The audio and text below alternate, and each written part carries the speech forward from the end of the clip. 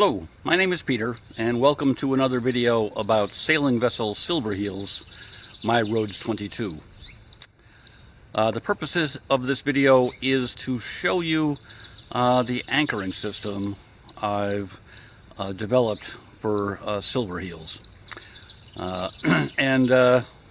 This will cover the boat stem to stern, and we'll start with the stem, the bow end. So on the bow, we have two anchors now. The anchors are in bow rollers, and the bow rollers are attached to a bow sprit that I actually built last year. There's a dedicated video on the construction and installation of the bow sprit if you want to review that. So the anchor on the right is a 15-pound Manson Supreme, which I've had for several years, and I've done pretty well with it. But for stormier conditions, I wanted a larger anchor, and the one on the right is a 22-pound Rockna. I didn't get the Rockna because I was dissatisfied with Manson. Actually, I would have preferred a Manson. The specs are the Manson equivalent would have been a little narrower, and space is tight here, but no one seems to carry the Mansons anymore, and I tried dealing directly with the company and didn't get anywhere that way either. There is no plan to use both anchors simultaneously. That just sounds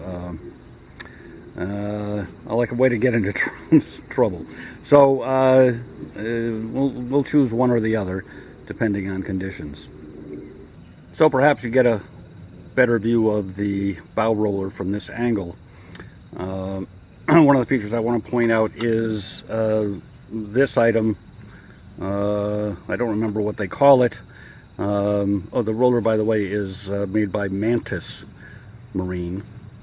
And this gizmo is a separate item that will bolt right on, and it keeps the point of the anchor down. So once this is wedged in here, the anchor can't go anywhere, so we don't have to worry about it bouncing out of there in heavy seas or anything.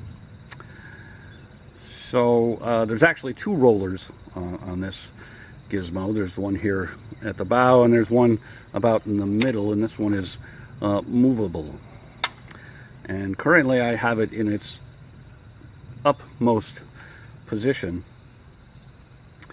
and it's there because I think that's going to help the anchor to self-launch. When I release the rode, I want it to drop off without needing any additional encouragement from me.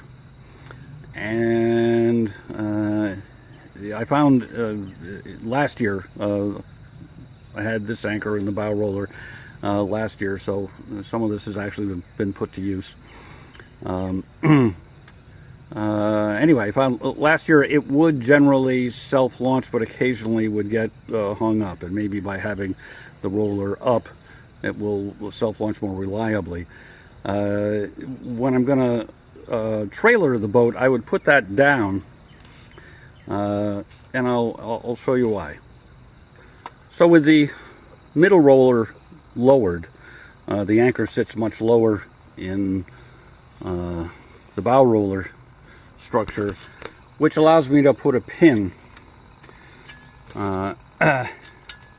through some holes I drilled in the body of the roller and through a hole in the end of the shaft of the anchor. So just an added safety precaution when towing. Attached to the anchor, I've got a gizmo called an anchor turner, which is then in turn attached to the anchor chain. The purpose of the anchor turner is to make sure that the anchor is oriented properly to come up over the roller. So one of the things I forgot to mention here is that the purpose of this whole design of the system is so that I can both launch and retrieve the anchor while standing in the cockpit. And being way back there, not only can I not see what's going on with the anchor too clearly when it's being raised, but I have no way to influence how it's coming up. If I was standing here on the bow, I could give the chain a little twist if it was coming up backwards and reorient it. But being back in the cockpit, I can't do that. So this piece of hardware does it for me. This is made by a company called Anchor Lift, and I'll admit it's a pretty pricey item for a hunk of stainless steel. So, as I said, what we've got attached to the anchor is, or the anchor turner, is a 10 feet 1/4 inch chain, and I've got that chain in a nylon sleeve, and this is attached just by stitching through one of the links at each end. This is a new feature, so I don't know if it's really going to work out in real life. But its primary purpose is to protect the deck from being scratched up or damaged by the chain. Here's a better look at that tube webbing in its native state. This is, I'm not sure if I might have said it's nylon before. It's actually polyester, only because it was available in colors I like better than nylon. I'm not sure of the otherwise how polyester differs from nylon. But I got this from strapworks.com, and this is 2-inch webbing, and that's basically the width of the tube lying flat as it is now. So, and that fits my 1/4 inch chain pretty well. So we're up on deck now, where you can get a different perspective on things. So also attached to the bowsprit structure are a pair of rollers, and I tried chocks here, and the chain would tend to get hung up, so I went to rollers instead, and they're just to redirect the chain. And I should mention that everything I'm going to talk about, I guess I'll talk about the port side since I've started there, is duplicated on the starboard side. With the anchor itself is different, of course, but everything else is the same, except of course for the color of the web tubing, port and starboard.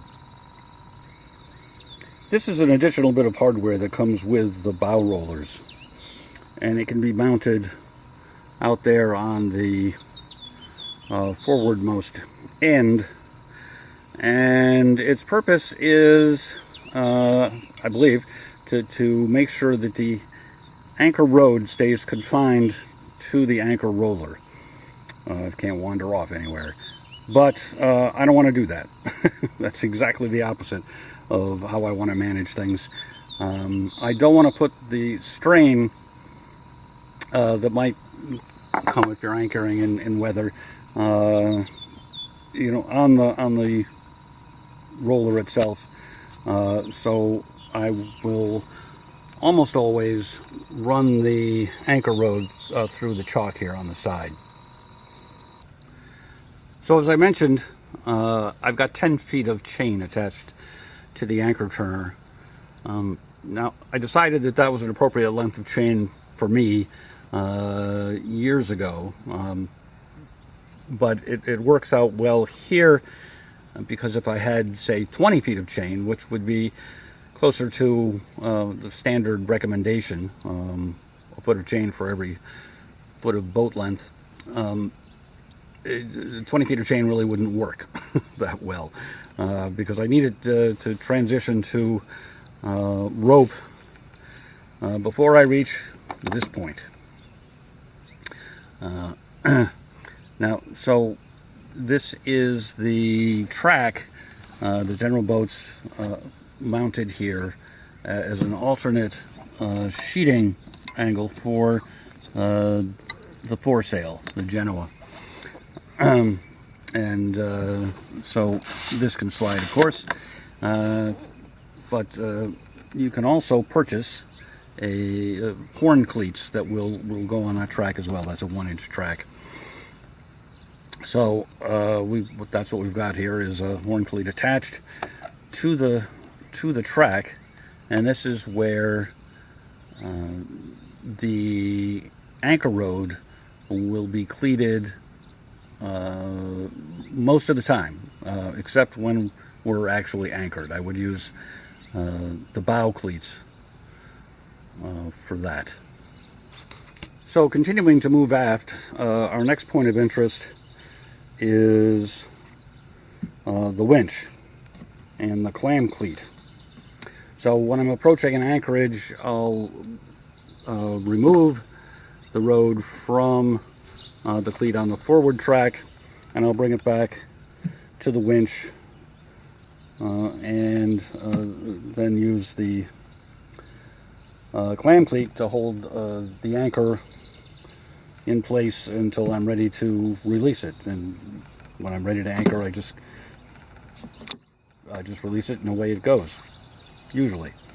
But while I've got the anchor rod here, I need a place to put the jib sheet. So I've got another one of those track mounted cleats here, so we can just tie off the jib sheet there temporarily.